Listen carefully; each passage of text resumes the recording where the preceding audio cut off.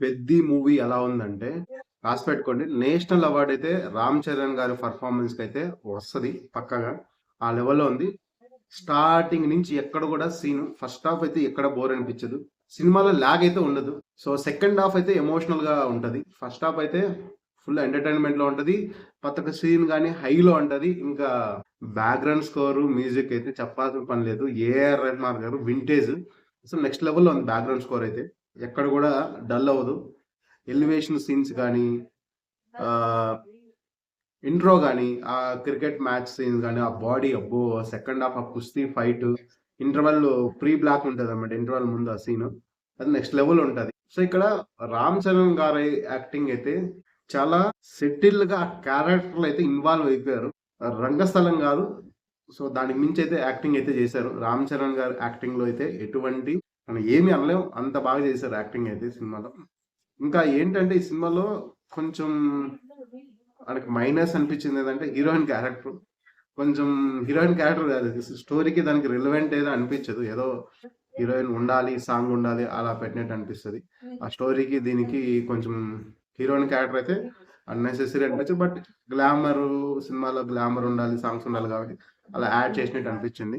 Second half అయితే full emotional. Climax అయితే ఇంకా ఒక స్టార్ హీరో అలాంటి క్లైమాక్స్ చేశాడంటే అసలు నెక్స్ట్ లెవెల్. దీనికి పక్కా అయితే నేషనల్ అవార్డ్ అయితే పక్కా వస్తది. ఎందుకంటే ఒక 'ట్రిపుల్ ఆర్' తర్వాత, ఒక 'రంగస్థలం' తర్వాత ఇలాంటి క్యారెక్టర్ 'రామ్ చరణ్' గారు చేశారంటే గట్స్ ఉండాలి. మామూలు గట్స్ కాదు. సెకండ్ హాఫ్ ఫైనల్ క్లైమాక్స్ అయితే ఆ సీన్ చూస్తే మాత్రం అసలు మామూలుగా ఉండదు.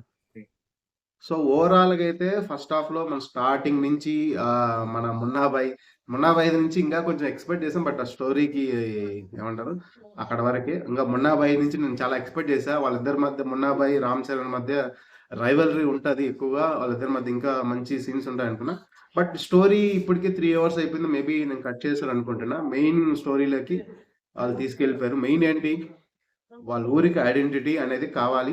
ఆ 'రామ్ చరణ్‌కి' ఐడెంటిటీ కావాలి. మెయిన్ దానికోసం వల్ల ఈళ్ళు రైవల్రీ ఇక్కడ ఈళ్ళిద్దరి మధ్య రైవల్రీ అయితే స్టోరీ పక్కకెళ్ళిపోతది కాబట్టి, సో, అక్కడ వాళ్ళు కట్ చేసి చాలా చాలా 'జగత్ బాబు' క్యారెక్టర్ కూడా చాలా బాగుంది. చాలా బాగా ఎమోషనల్‌గా కనెక్ట్ అవుతది. సో, కొన్ని సీన్స్ ఆ క్రికెటింగ్ సీన్స్ చాలా బా వచ్చాయి. ఆ ఫైట్స్ ఉంటాయి. అది కూడా బానే ఉంది. కుస్తీ ఫైట్ అయితే నెక్స్ట్ లెవెల్ ఉంటది.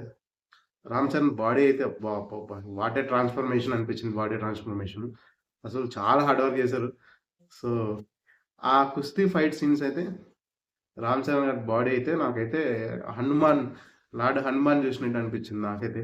లిటరల్‌గా గూస్ బంప్స్ ఆ సీన్స్ వచ్చినప్పుడు గాని, ఆ కుస్తీ ఫైట్ ఏదైతే మన తర్వాత 'శివరాజ్ కుమార్' గారైతే ఆయన క్యారెక్టర్ కూడా చాలా సెటిల్డ్‌గా చేశారు. సో, ఓవరాల్‌గా అందరూ ఎవరెవరి క్యారెక్టర్‌లు వాళ్ళు పర్ఫెక్ట్‌గానే చేశారు. సో, సెకండ్ హాఫ్ అయితే ఎమోషనల్‌గా ఉంటది. కొంతమంది ఉంటారు గదా! హేటర్స్. వాళ్ళకి మెగా ఫ్యామిలీ అంటే నచ్చదు. సో, ఆటోమేటిక్‌గా ఉంటాయి. ఈ సినిమా ఏముంది ఇదని. బట్ ఇక్కడ మనకి సినిమాలో చెప్తున్నా గదా! సినిమాలో ఎక్కడ గూడా బోర్ అనిపించదు. ఫస్ట్ నుంచి లాస్ట్ దాకైతే. నాకైతే నా పర్సనల్ ఒపీనియన్ ప్రకారం నాతో పాటు వచ్చిన నా ఫ్రెండ్స్ ఎవ్వరు గూడా బోర్ అయితే ఫీల్ అవ్వరు. ఫుల్‌గా ఎంటర్‌టైన్ అవుతారు. ప్రతొక్క సీను, ప్రతొక్క ఎలివేషన్, ప్రతొక్క ఏమంటారు డైలాగ్స్ గాని, ఆ సాంగ్‌లో అయితే డాన్స్ అయితే ఇంక 'రామ్ చరణ్' గారైతే ఇరగదీసేశారు. 'సికిరి' సాంగ్ గాని, ఆ ఐటెమ్ సాంగ్ గాని నెక్స్ట్ లెవెల్. సో, డాన్స్ అయితే ఫుల్లు. సో, సినిమా అయితే క్యారెక్టర్‌లో అయితే ఇన్వాల్వ్ అయిపోయాడబ్బా! చెప్తున్నా గదా!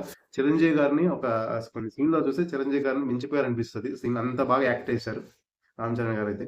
సో, మూవీ అయితే ఎక్కడ బోర్ అనిపించదు. ఫ్యామిలీతో చూడొచ్చు. వర్త్. సో, బయట కొనుంటే ఆల్‌మోస్ట్ కొంతమంది ఆబ్వియస్‌గా ఎలాంటి మంచి 'ట్రిపుల్ ఆరే' నచ్చనోళ్ళు చాలా మందున్నారు. సో, ఒక సినిమా అంటే ఒక 10% ఆబ్వియస్‌గా నచ్చదు. సో, ఎవరైతే సినిమా ఈ రివ్యూలు చూసుకొని అంటే లైక్ ఇవి చూసుకొని, అవి చూసుకొని ఎళ్తారు గదా! బట్ నా ఒపీనియన్ ఇది. నేను రివ్యూ గాదు. నా పర్సనల్‌గా నేనేదైతే ఫీల్ అయినో మూవీ చూసినప్పుడు నాకు ఆ ఫీలింగ్. బట్ నేను రివ్యూ ఇచ్చే అంత గొప్పోడిని గాదు. బట్ మన సినిమా గురించి జీరో నాలెడ్జ్. ఎలా తీయాలి అవేం తెలీదు గానీ, బట్ నేను యాస్ ఎ ఆడియన్‌గా థియేటర్‌లో ఏ విధంగా ఫీల్ అయ్యాను. అసలు ఇంకోటి షాకింగ్ విషయం ఏంటంటే, సో, మా ఊరు దగ్గరలో ఉన్న థియేటర్‌లో ఎళ్ళా. అసలు హౌస్‌ఫుల్ ప్రీమియర్‌కి. బాబు ఎప్పుడు అవ్వలే అన్నమాట. హౌస్‌ఫుల్ అయిపోయింది. నా మ మ నాన్నకి నచ్చలేదు థియేటర్ మొత్తం హడావిడి. సూపర్‌గా అయితే చాలా ఏళ్ల తర్వాత హౌస్‌ఫుల్ అయింది మా ఊరి దగ్గరైతే. ఏదైనా ప్రీమియర్ అయితే అసలు 20 మంది, 30 మందే వచ్చేవాళ్ళు. మొన్నైతే అసలు అది వీక్ డే.